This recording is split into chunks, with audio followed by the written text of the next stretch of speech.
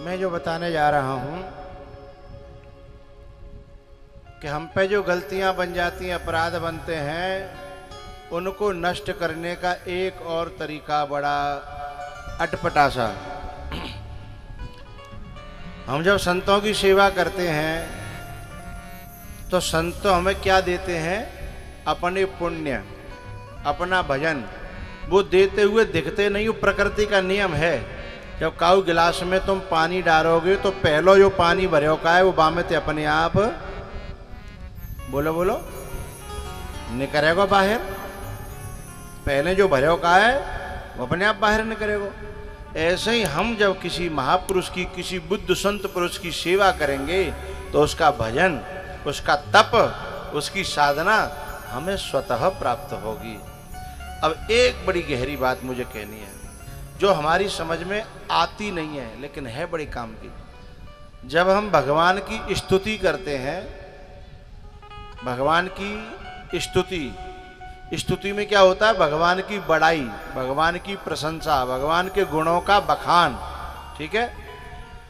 तो स्तुति करते हैं तो क्या मिलता है? अब ऐसे मान के चलो, कोई आदमी है, हमने बाकी बड़ाई करी, बाकी प्रशंसा करी, वो खुश है जागो तो बाकी जेब में जो परे होगो सोई दे देगो। खुश है जागो तो बाकी जेब में जो परे होगो सो दे देगो। अब बात को समझना, जब स्तुति करने से उनकी, परमात्मा हमें पुण्य देता है, परमात्मा हमें समृद्धि देता है, सब कुछ देता है, क्योंकि परमात्मा के पास सब कुछ है। तो स्तुति करके हम भगवान से समृद्धि ले लेते हैं, और यदि हम भगवान को गाली देने लग जाएं तो हम भगवान से कम बखती ले लेते हैं, दरिद्रता ले लेते हैं, संकट ले लेते हैं। ये समझ में आए या ना आए लेकिन प्रकृति का नियम है। अब एक बात और समझिए, ऐसे ही कोई अच्छे संत महापुरुष होते हैं, यदि उनकी भी हम स्तुति करते हैं, जब हमारे घर में गुरुजन आते हैं तो हम गुरु की आरती करते हैं, उनकी स्तुति करते हैं, उनकी पूजा करते हैं, तो क्या होता है? उससे वो खुश होकर के हमें अपने पुण्य देते हैं, अपना भजन देते हैं, अपनी तपस्या देते हैं। जबकि वो देते कह के कुछ नहीं देते, अपने आप होता है, एक सिस्टम है। ठीक है? हम जब अपने बुद्ध पुरुषों की, गुरुओं की प्रशंसा करते हैं, पूजा करते हैं, स्तुति करते हैं तो उनके पुण्य हमें प्राप्त होते हैं। लेकिन ध्यान रखना, जब पूजा और स्तुति करते हैं तो पुण्य हमें प्राप्त होते हैं, भजन हमें प्राप्त होता है। लेकिन जब हम उनकी निंदा करते हैं, चुगली करते हैं, बुराई करते हैं तो उनके किए हुए अपराध भी हमें प्राप्त हो जाते हैं। अब जो लेना चाहे जो ले ले। एक राजा था, बड़ा दानी था, बड़ा धर्मात्मा था। सुबह जग करके रोज जो है उसके दरवाजे पे भीड़ लगती थी, सबको जो है कुछ न कुछ बांटता था, जो इच्छा लेकर के आए। जब वो बांटता था, एक दिन क्या हुआ, उसे कोई दिमाग में टेंशन थी, समय पूरा हो गया था, एक भिक्षुक मांगने आया। उसके गुस्सा में आकर के बोले, कितना भी देर तक बांटो इनकी लाइन कम नहीं होती है, अब पैसा तो बीत गया, ले तू गोबर ले जा। तो वहां ने जो है नीचे गोबर परियोस बानेवा की झोली में डाल दो। अब दान में दी हुई चीज चक्रवर्ती ब्याज से भी ज्यादा स्पीड में बढ़ती है, जो दे दो तुम। एक दिन उस राजा ने क्या देखा कि रात में और सपने में वो गोबर के पहाड़ों में फंस गया है, उसमें घटता ही चला जा रहा है, नाक में गोबर घुस गया, आंखों में घुस गया, सांस नहीं ले पा रहा, और 7 पहाड़ देखे वो पार नहीं कर पा रहा, फंस गया। घबरा करके आंखें खुली तो अपने गुरुजी के पास गया। गुरुजी के पास जाकर के बोला, गुरुजी आज मैंने बड़ा भयंकर बुरा सपना देखा, मैं गोबर में फंसा हूं, मेरी नाक में गोबर भर गया, सांस नहीं ले पा रहा था, जैसे तैसे मुश्किल से बच के आया हूं। ये क्या था सपना गुरुजी, मुझे बताओ। तब गुरुजी ने ध्यान लगाया, देखा कि बेटा तैने कभी किसी को गोबर दान में तो नहीं दिया। उसने दिमाग लगाया, बोले हाँ गुरुजी, मैंने एक जो है संत को दान में गोबर दिया था। तो बोले बेटा बेई जो है बड़े बड़े के पहाड़ बन गए हैं और वो तुझे सपने में आए हैं। तो बोले गुरुजी मैंने गोबर के पहाड़ नो का करना पड़ेगा। बोले वो खाने पड़ेंगे तुझे। बोले बिना कैसे खाऊंगा मैं? बोले गोबर का कीड़ा बनेगा और उतने जन्म तक बनेगा जब तक उसे साफ नहीं कर लेगा। बोले जी तो बड़ा बुरा भयो। तो बोले गुरुजी जाए खत्म करवे को कोई उपाय है? बोले हाँ। बोले क्या उपाय है? बोले उपाय ये है कि यदि कोई ऐसा कोई प्लान करो कि तुम्हारी जगत में निंदा है जाए, निंदा बुराई, लोग तुम्हारी निंदा करें, तो जो निंदक लोग जो तुम्हारी निंदा करेंगे वे तुम्हारे या गोबर में बांट लेंगे। जितनी जितनी % तुम्हारी निंदा होगी जाके मुखते वो भाई के हिस्सा में उतना गोबर चले जाएगा। अब राजा ने कि मुझे ऐसा क्या करूं बताओ।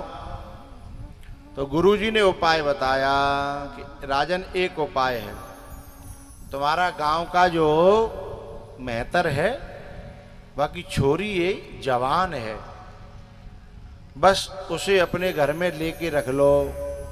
तुम तो उसे बिटिया की तरह मानना, लेकिन जिनकी नजरें खराब हैं वे अपने आप जो है अनुमान लगाएंगे और तुम्हारी निंदा करने लगेंगे। क्योंकि हर आदमी अपने अपने जैसा खुद होगा वैसा ही सोचेगा, सो ही तुम्हारी निंदा शुरू हो जाएगी। राजा ने मेहतर को बुलाया कि भैया ऐसे ऐसे तुमको पहले बता दे रहे, हमारे मन में कोई पाप नहीं है, हम तुम्हारी बेटी का विवाह करेंगे अपनी बेटी मान करके। तुम हमें अपने महलों में रखने के लिए कुछ दिन के लिए अपनी बेटी दे दो। जवान बेटी थी, खूबसूरत थी। अब जैसे ये प्रस्ताव रखा, वो लड़की जो है बच्ची जो है घर में बुलाई रखी, सोई 2-4 दिन पीछे खाना काना फूसी शुरू हो गई कि राजा को तो है सत्यानाश है। बताओ जाके पहले तो 2 ब्याह है रखे हते और आग की तरह बात, अच्छी बात को पहला फैलाना बड़ा मुश्किल है, लेकिन बुरी को है ऐसे फैलती है आग की तरह। पूरे राज्य में वो बात फैलने लगी। अब जो मंत्री अतकाए वे राजा ते आके कहे महाराज कैसे करके जा बच्ची ये बात छोड़ दो, हमारो नगर में निकलवो बड़ो मुश्किल है गोए। मंत्री रोज आके राजा तक महाराज हम बच नहीं पाएंगे, नाक में दम हैगी राजा के। राजा गयो गुरुजी के पास, गुरुजी अब जीव बड़ो मुश्किल है रो। जो जनता मेरी स्तुति करती थी आज वो मेरे मुंह को देखना नहीं चाहती है। गुरुजी ने ध्यान लगाया और देखा कि बेटा बहुत अच्छा काम है गो, तेरे 6.5 पहाड़ गए, आधो 100 पहाड़ रह गए। बोले अब वो आधो 100 पहाड़ रह गए तो अब का करूं मैं हैं? बोले अभी तेरे जो नजदीक के लोग हैं ना जिन्हें तुम पे बहुत विश्वास है, अभी बिन गोबर बांटो ना है तुम्हारो, जब तक बिन के मोहते नहीं न करेगी तब तक ये पहाड़ खत्म नहीं होगा। तो बोले बाकी ले का करूं?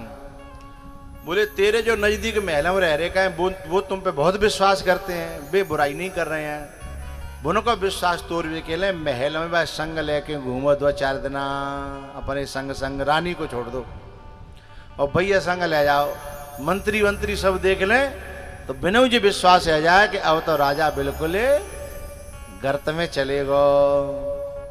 उन्होंने कहा महाराज मंत्री कम से कम मेरी इज्जत कर रहे हैं, बिना तो कल लंदे बिना मुँह फेल लो तो मैं कौन से कुआं में गिरूंगा। बोले ये तो गोबर देवी को फल है, लम्हों में भूल की थी और सदियों में सजा पाई है। छोटा सा अपराध जब बढ़ता है तो न जाने कितना हो जाता है। बोले ना करना हो तो तुम इज्जत, या तो इज्जत ले लो, क्या गोबर खाओ हैं? यदि इज्जत लेनी है तो गोबर खाओ। बोले नहीं, वो गोबर नहीं खाएगा, मुँह पे गोबर को कीड़ा बनना पड़ेगा। बोले तो फिर हम कह रहे हैं वैसे करो। अब कहा भयो बा राजा ने 2-3 दिन उस बच्ची को लेकर के महलों में चक्कर लगाए। सो मंत्री भी अब तो बोले भाई हम ही गलत आते, प्रजा सही कह रही है हैं? या राजा की बुद्धि भ्रष्ट है गई। अब जो है राजा जो है कछुदना पीछे फिर गुरुजी के पास हुआ। गुरुजी अब नामों पे जियो जा रो हैं? गुरुजी ने ध्यान लगाया, तुरंत जो है वो गुरुजी ने कहा बेटा बनेगा तेरा काम। सातों के सातों पहाड़ खत्म है गए, पर एक ढकूला, एक छवरा गोबर रह गो है। बोले अब जो कौन मर रहा है ऐसा जो एक छवरा ना खत्म कर रहा हो? बोले तेरे गांव का एक बड़ा ज्ञानी धोबी है, और वो जो है बड़ा ज्ञानी है, और वो बच रहा है इस गोबर को खाने से। यदि वो एक बार तुम्हारे मुंह से बुराई कर दे तो बस तुम्हारा सारा गोबर खत्म हो जाए। तो गुरुजी ने बताया कि फलानी फलानी नाम का है, फलानी फलानी जगह। उसने आज तक जिंदगी में किसी की बुराई अपने मोहते करी नहीं है, तो मेरी भी नहीं करेगा। बोले नहीं करेगा तो बोले ये मुझे ये ढगूला खाना पड़ेगा। एक उपाय है, बोले तुम बेस बदल करके जाओ, कैसी न कैसी करके बाकी मोहते हाँ में हाँ करवा लो। तुम अपनी चुगली करो, अपनी बुराई करो, फिर वो कम से कम नारे हलावेगो, हाँ तो हाँ हूं तो करेगो ना, सोई आधा ढगूला चले जागो, और मोहते कर देगो तो पूरा चले जागो। अब ये राजा बेस बदल करके बाकी यहाँ गयो। बोले भैया हमें प्यास लगी है, पानी पिया दो। वो पानी लेकर के आया। उसने कहा भैया जी कौन सा नगर है? बोले जी सब फलाना नगर है। वो जी जाको राजा तो फलानो है ना? बोले हाँ। अरे बाकी बुद्धि भ्रष्ट है गई है, पूरे जग में है थू थू है रही बाकी है, और ये भाई वही नगर है क्या? वो नहीं बोलियो बिल्कुल। और जाने फिर दूसरी बुराई करी तब नहीं बोलियो, तीसरी बात करी तब नहीं बोलियो। तब राजा ने कही भैया कछु हाँ हूं ना नुकुर तो करे, कछु तो बोल। बात दिल तक पहुंचे तो तालियां जोर से बजाना। अभी नहीं, बात दिल तक पहुंचेगी, अब मैं कहने जा रहा हूं। राजा ने कही भैया कछु जा मोहते हाँ हूं ना नुकुर कछु तो करे। तब वो धोबी बोला राजन वो गोबर को ढकूला तुम्हें खाना पड़ेगा।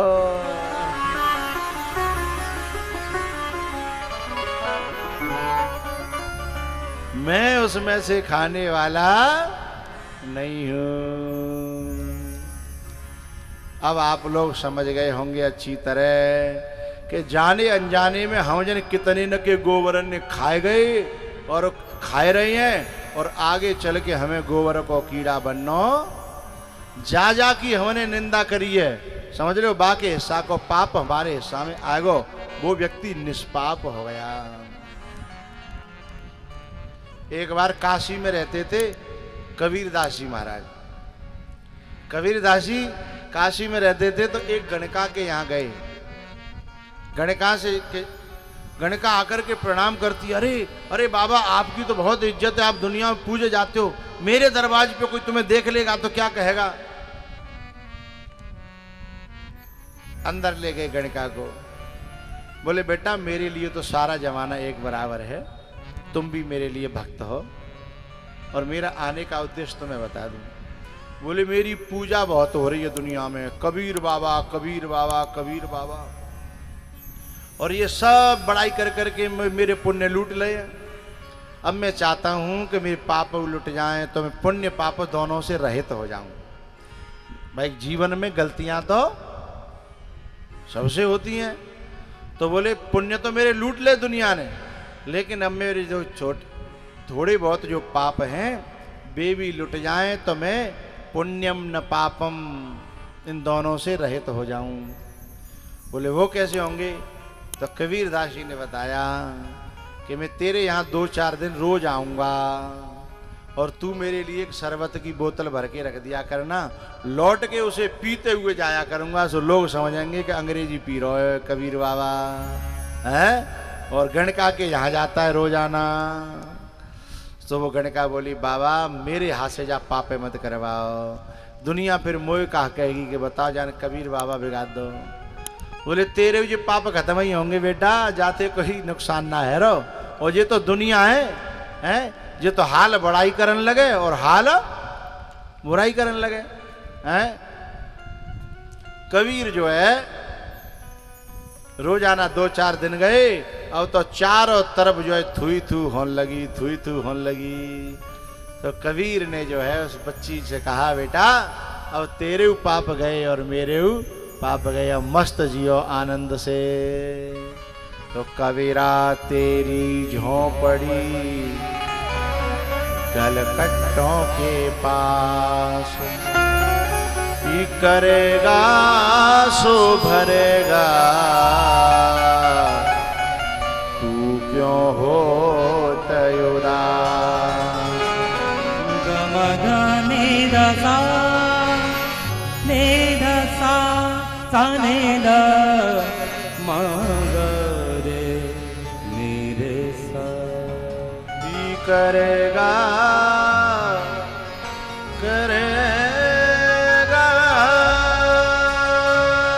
सो भरेगा, मदनी रासा सरे